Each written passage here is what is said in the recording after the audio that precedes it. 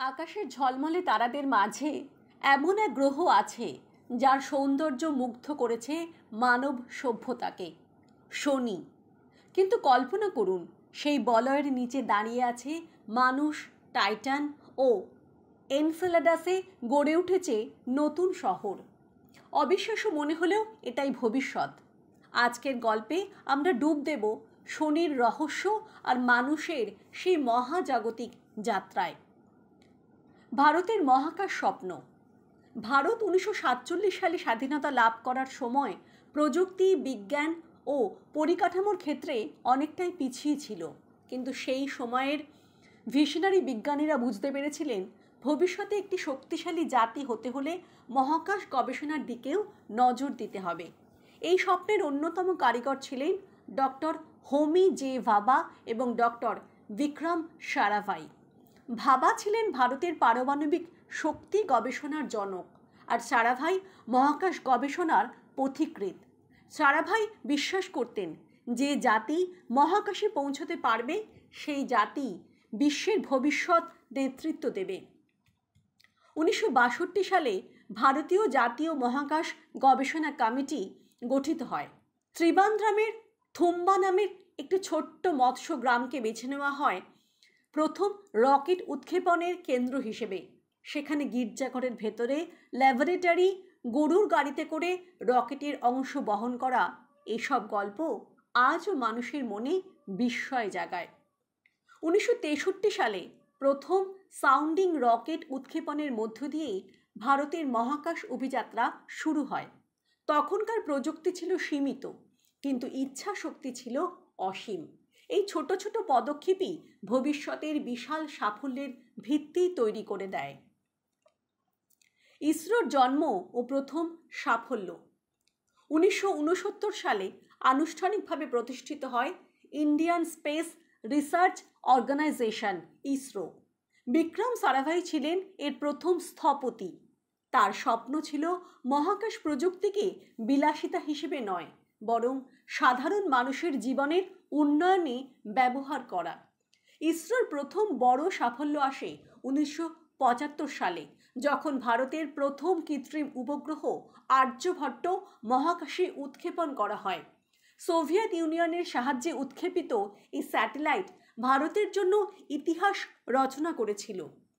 আর্যভট্টের পরে আসে ভাস্কারা সিরিজ, যা আবহাওয়া, কৃষি ও প্রাকৃতিক সম্পদ পর্যবেক্ষণে সহায়ক ছিল। এসব স্যাটেলাইট ভারতের কৃষিজীবী অর্থনীতিকে আরও শক্তিশালী করেছিল। প্রথম দিকের এই সাফল্য ইসরোর বিজ্ঞানীদের আত্মবিশ্বাস বাড়িয়ে তোলে। যদিও শুরুতে সীমিত বাজেট ও প্রযুক্তির অভাব ছিল, তবুও ভারতীয় বিজ্ঞানীদের মেধা, নিষ্ঠা এবং কঠোর পরিশ্রমের মাধ্যমে একের পর এক মাইল ফলক স্পর্শ করা সম্ভব হয়। স্যাটেলাইট প্রযুক্তি ও ভারতের উন্নয়ন। মহাকাশ গবেষণা মানেই শুধু রকেট উৎক্ষেপণ নয়, এটি দেশের সামাজিক ও অর্থনৈতিক উন্নয়নের সাথেও জড়িত। ইসরো শুরু থেকেই স্যাটেলাইট প্রযুক্তিকে মানুষের জীবনে প্রয়োগ করার চেষ্টা করেছে। ইনস্যাট সিরিজ ভারতের যোগাযোগ ও টেলিভিশন ব্যবস্থায় বিপ্লব ঘটিয়েছিল। আজকের দিনে আমরা যেভাবে মোবাইল ফোনে সহজে কথা বলতে পারি, টিভি দেখি, আবহাওয়ার খবর পাই, এসবই স্যাটেলাইট প্রযুক্তির অবদান। কৃষিক্ষেত্রেও ইসরোর অবদান অসাধারণ। স্যাটেলাইট ইমেজিং ব্যবহার করে চাষের জমি বিশ্লেষণ, ফসলের পূর্বাভাস, খরা বা বন্যার আশঙ্কা নির্ণয় করা সম্ভব হয়েছে। এছাড়াও সমুদ্রপথে মাছ ধরার, প্রাকৃতিক বিপর্যয়ের আগাম সতর্কতা, ভূগর্ভস্থ জলের তথ্য সংগ্রহ, এসব ক্ষেত্রেও স্যাটেলাইট তথ্য গ্রামীণ ভারতের জীবনযাত্রাকে উন্নত করেছে। এভাবে মহাকাশ প্রযুক্তিকে বিলাসী গবেষণা থেকে টেনে এনে সাধারণ মানুষের কল্যাণে ব্যবহার করার দৃষ্টান্তই ভারতের প্রথম তৈরি। চন্দ্রযান, চাঁদে ভারতের পদচিহ্ন। 2008 সালে ভারত মহাকাশ গবেষণার ইতিহাসে এক নতুন অধ্যায় রচনা করেন। চন্দ্রযান 1 উৎক্ষেপণ করে ভারত চাঁদে পৌঁছে যায়। চন্দ্রযান 1-এর সবচেয়ে বড় সাফল্য ছিল চাঁদের মাটিতে জলের অস্তিত্বের প্রমাণ পাওয়া। এই আবিষ্কার শুধু ভারতের নয়, পুরো পৃথিবীর বৈজ্ঞানিক মহলে আলোড়ন তোলে। এছাড়াও চন্দ্রযান-1 চাঁদের পৃষ্ঠের নানা বৈশিষ্ট্য, খনিজ গঠন ও ভৌগোলিক তথ্য সংগ্রহ করেছিল। এটি প্রমাণ করে যে ভারতীয় বিজ্ঞানীরা সীমিত বাজেটে বিশ্বমানের গবেষণা করতে সক্ষম। চন্দ্রযান-1-এর মাধ্যমে ভারত বিশ্বের কেবল ষষ্ঠ দেশ নয়, বরং বৈজ্ঞানিক গবেষণার অন্যতম অগ্রগণ্য দেশ হিসেবে প্রতিষ্ঠিত হয়। মঙ্গলযান মঙ্গল গ্রহে ভারত। 2013 সালে ইসরো ইতিহাস সৃষ্টি করে। মাত্র $74 মিলিয়ন বাজেটে ভারত মঙ্গল গ্রহে পৌঁছে যায়। মার্স অরবিটার মিশন বা মঙ্গলযান ছিল বিশ্বের সবচেয়ে সস্তা এবং সফল মঙ্গল অভিযান। সবচেয়ে আশ্চর্যের বিষয়, প্রথম চেষ্টাতেই ভারত মঙ্গল কক্ষপথে স্যাটেলাইট স্থাপন করতে সক্ষম হয়।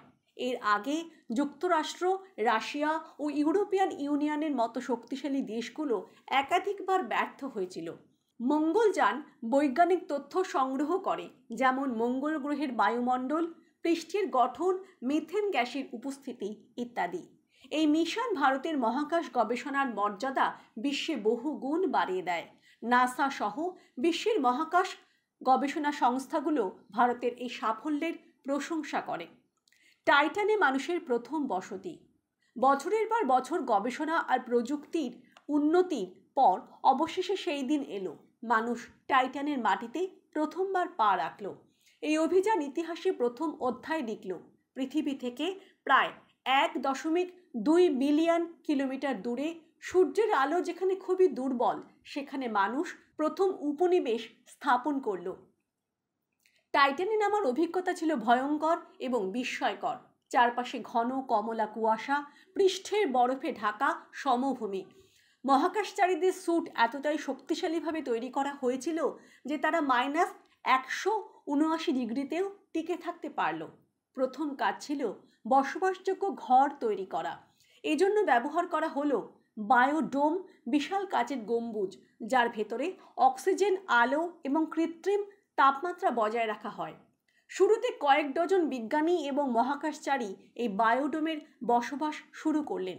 তারা গবেষণা করতে লাগলেন কিভাবে টাইটানের প্রাকৃতিক সম্পদ ব্যবহার করা যায়।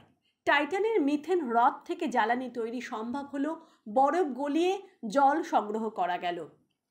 ধীরে ধীরে কৃষির পরীক্ষাও শুরু হলো।